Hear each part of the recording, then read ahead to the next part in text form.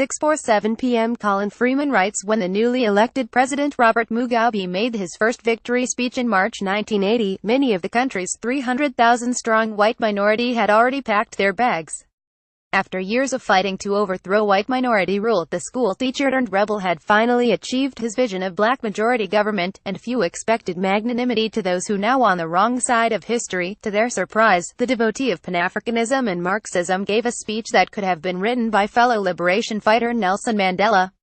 I urge you, whether you are black or white, to join me in a new pledge, a best-suited Mr. Mugabe said. To forget our grim past, forgive others and forget. Even more remarkable was that he seemed to mean it.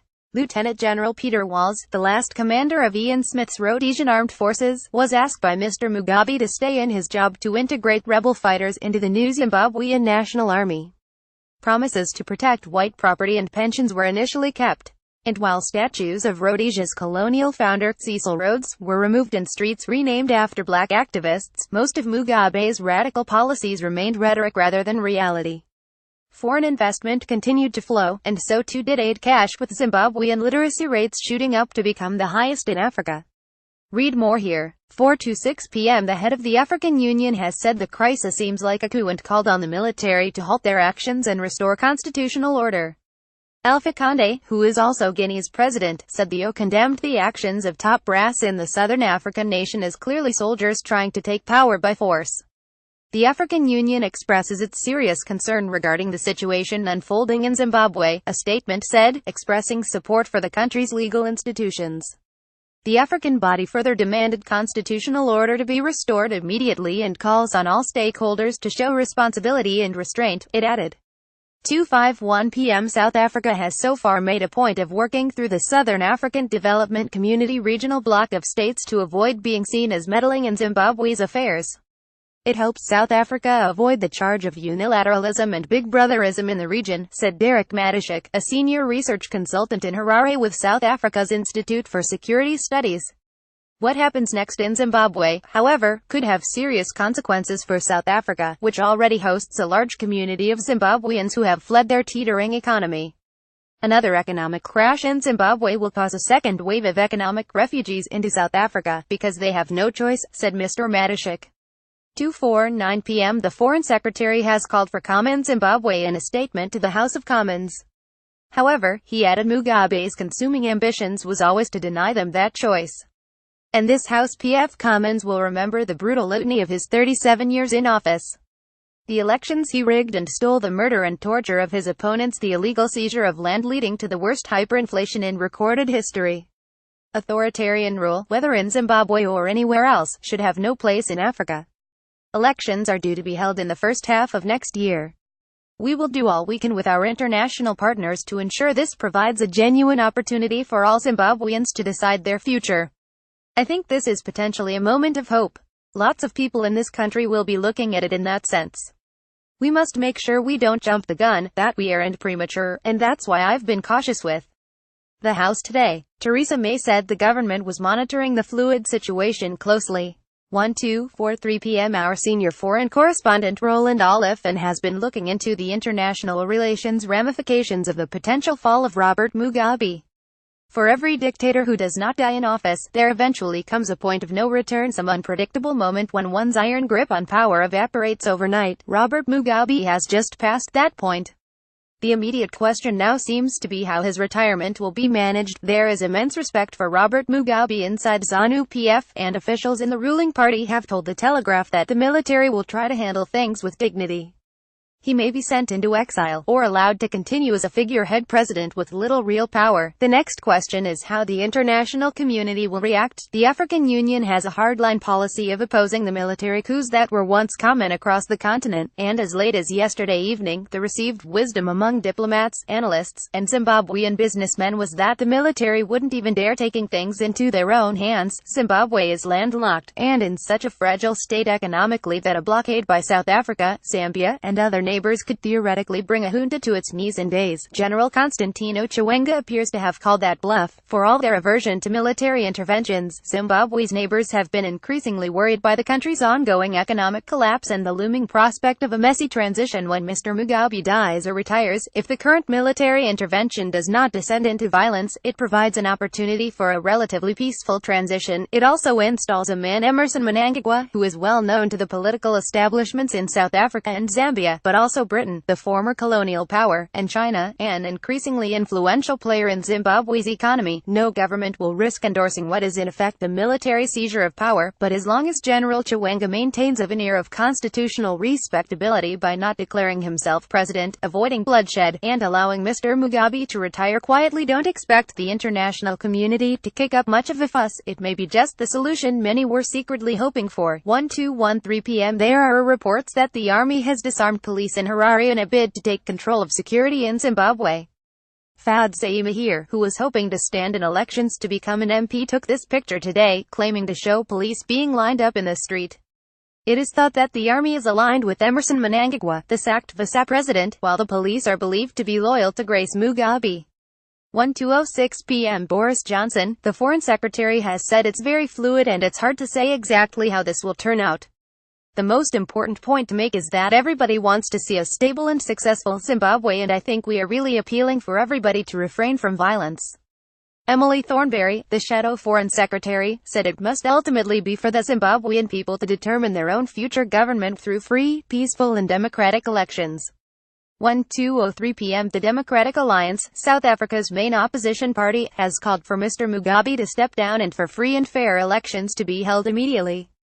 The current instability in Zimbabwe must be a cause for concern for all African countries who stand for democracy on the continent, DA party leader MMUSI Maimane said in a statement. 1138 a.m. President Mugabe was due to address state television at 11 a.m. It was thought. The broadcast has not taken place, but we are monitoring state TV and will live video at the top of the page if we get it. 1134 a.m. Reports are circulating that President Mugabe's wife may have fled to Namibia. Eddie Cross, an opposition MP in Zimbabwe, has told BBC News that he believes Grace Mugabe has crossed the border to the west. Sky News were also told that Mrs. Mugabe had been allowed to leave the country by the military last night as tensions grew over the apparent internal power struggle that had paved the way for her to take over as vice-president. Mrs. Mugabe is unlikely to choose South Africa for exile after facing allegations that she assaulted a model there earlier this year. 1125 a.m. The head of Zimbabwe's influential War Veterans Association says they stand with the army and that President Robert Mugabe should stand down as party leader of the ruling ZANU. Victor Madamadanda told reporters in Harare that the country has been sliding into a state of chaos, adding that ZANU should establish a commission of inquiry into Mugabe and why he decided to let his wife insult veterans and the armed forces. 1116 a.m. Mugabe was expected to address the nation at 11 a.m. but it appears to have been delayed. We are monitoring state TV and will broadcast live at the top of the page when we get it. 1055 a.m. 1049 a.m. President Robert Mugabe is under house arrest in Zimbabwe, South African President Jacob Zuma has said in a statement. President Zuma spoke to President Robert Mugabe earlier today, who indicated that he was confined to his home but said that he was fine, the South African government said. 1046 a.m. Robert Mugabe is due to address the nation in a live broadcast on state TV. He is likely to clarify the situation after claims of a coup and suggestions that he is being held under house arrest with his wife Grace. Watch his address at the top of this article. 1039 a.m. James Duddridge, the Conservative MP, who was responsible for Zimbabwe at the Foreign Office between 2014 and 2016, said Britain should support a smooth transition. He said President Mugabe should be given a soft landing outside the country to allow a less bloody switch to a new government. Mr. Duddridge told the Press Association it is for the Zimbabwean people to chart a way forward, not Her Majesty's government. But I think they're doing that, they will do that, and we will support them coming out of what has been a rather nasty dictatorship by one man to a slightly more functioning democracy, probably transitioning by a government of national unity. But it may very well be that we need to provide support in the transition to maintain stability that is in the Zimbabwean people's interests, it is in the British national interest. He added, "So I very much hope for a bloodless and peaceful transition from an autocratic dictator, who has served his time and needs to move on, to a more democratic, open nation-state that will trade and prosper and start to rejuvenate the Zimbabwean people." There's always a concern when there's a transition of power, but we must remember Mugabe is loved by many people around Africa as a revolutionary leader. But he's morphed from that into a rather distasteful dictator who has abused his position. Providing Mugabe with a soft landing outside of Zimbabwe, which, whilst is distasteful given everything that he has done and has been done in his name, will allow for a less bloody transition. 9:56 a.m. South Africa has urged neighboring Zimbabwe to resist any unconstitutional changes of government. President Jacob Zuma wants Zimbabwe to resist unconstitutional change, credits Umaya Hasham. Reuters. President Jacob Zuma has expressed hope that developments in Zimbabwe would not lead to unconstitutional changes of government, according to a statement released in Pretoria. Zuma appealed for the country to resolve the political impasse amicably and has urged the Zimbabwean Defense Force to ensure the maintenance of peace. Millions of Zimbabweans have moved to South Africa to seek work and flee Mr. Mugabe's regime. 9:28 a.m. Robert Mugabe's legacy as one of the most ruthless tyrants of modern times may be finally coming to an end. His savage rule over Zimbabwe was dominated by murder, bloodshed, torture, persecution of political opponents, intimidation and voter rigging on a grand scale. Read our profile of the Zimbabwean leader here. 9:21 a.m. Queues have formed outside banks in Harare as Zimbabweans scramble to withdraw their cash after military flooded the streets and reports of a coup spread. Zimbabweans queue to withdraw money in Harare. Credit PHILIMO and Bola away your Reuters. School children seen passing military officers stationed across the capital. Credits Vingare Mukwazia. School children were also pictured on their way to class as armored vehicles and military personnel patrolled the roads across the capital. State radio has been replaying the military's announcement that President Mugabe is secure. The recordings have been interspersed between patriotic s from the independence period of the 1980s, according to BBC monitoring. 8:01 a.m. China has said that Zimbabwe Military Chief General Constantino Chiwenga's visit to the country last week was a normal military visit. Mr. Chiwenga threatened to step in over the sacking of Zimbabwe's vice president last week.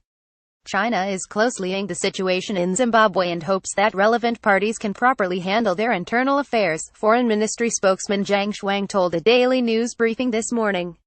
Rumors are swirling that Robert Mugabe and his wife Grace have been offered safe passage to Singapore, but this could not be confirmed. 6:49 a.m. Zimbabwe's opposition movement for democratic change (MDC) is calling for a peaceful return to constitutional democracy.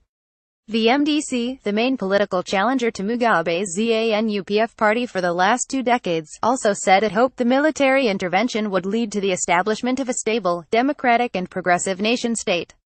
A military tank is seen with armed soldiers on the road leading to President Robert Mugabe's office in Harare. Credit AP 5:54 a.m. The Associated Press reports that Zimbabwe's War Veterans Association has called the army's actions a bloodless correction. Chris Mavengwa, chairman of the War Veterans Group, told the AP in Johannesburg that Army General Constantino Chiwenga has carried out a bloodless correction of gross abuse of power. Mavengwa said the army will return Zimbabwe to genuine democracy and make the country a modern model nation. Mavengwa and the war veterans are staunch allies of Emmerson Mnangagwa, who was fired from his post of vice president by Mugabe last week. 5:34 a.m. Reuters says Zimbabwean soldiers and armored vehicles have blocked roads to the main government offices, parliament and the courts in central Harare. Nearby, some Zimbabweans queued for cash outside banks while public taxis ferried commuters to work. A military tank is seen with armed soldiers on the road leading to President Robert Mugabe's office in Harare on Wednesday morning. Credit AP armed soldiers search a vehicle on the road leading to President Robert Mugabe's office in Harare. Credit AP 4:55 a.m. The televised statement made by Zimbabwe Major General S.B. Moyo, Chief of Staff Logistics: "We wish to assure the nation that His Excellency the President of the Republic of Zimbabwe, and Commander-in-Chief of Zimbabwe Defense Forces, Comrade R.G. Mugabe, and his family are safe and their security is guaranteed. We are only targeting criminals around him who are committing crimes that are causing social and economic suffering in the country in order to bring them to justice. As soon as we have accomplished our mission, we expect that the situation will return to normalcy." To the civil servants, as you are aware, there is a plan by the same people to influence the current purging that is taking place in the political sphere to the civil service. We are against that act of injustice and we intend to protect every one of you against that.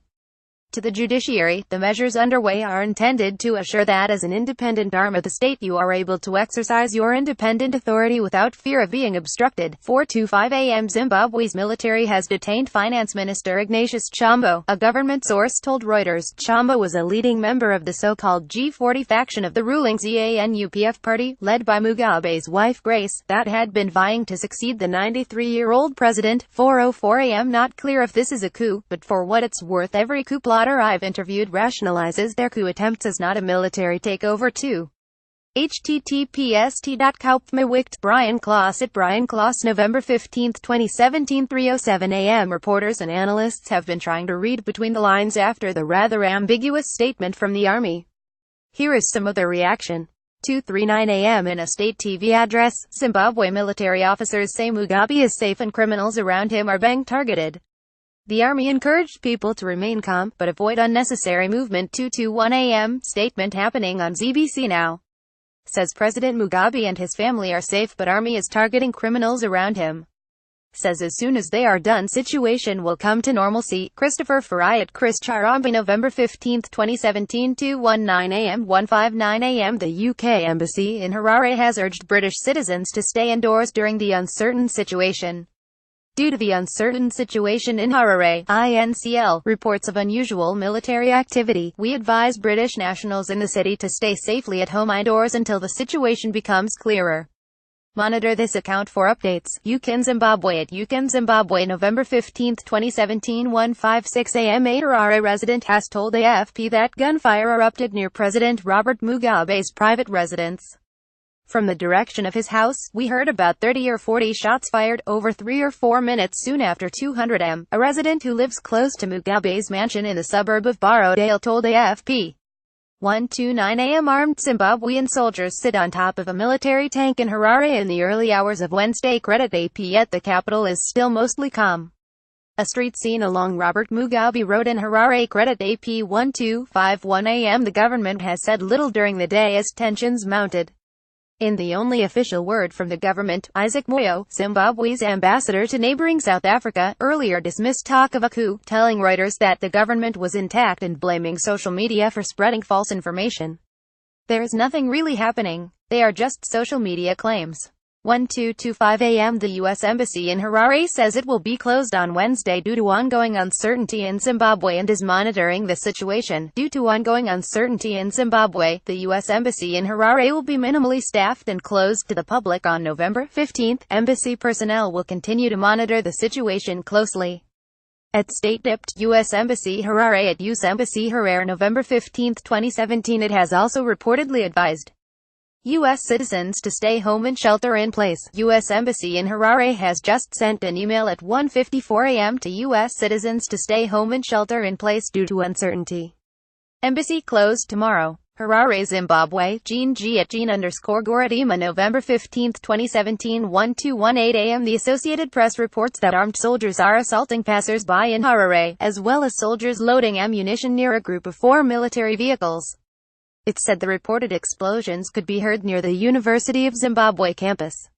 1:06 a.m. Reuters is reporting that soldiers have taken over the state broadcaster's offices. Military personnel took over the headquarters of Zimbabwe's ZBC state broadcaster in the early hours of Wednesday, 2 members of staff and a human rights worker said, compounding speculation of a coup. Some ZBC members of staff were manhandled when soldiers occupied the premises, the sources said. However, staff were told they should not worry as the soldiers were merely there to protect the site, one source added. 1:01 a.m. Reports are emerging of at least 3 explosions in Zimbabwe's capital Harare as military vehicles are seen in streets. Loud explosions going on in Harare right now. Military trucks very much active. Zimbabwe. Professor Changemire at 1 Changemire, November 14, 2017.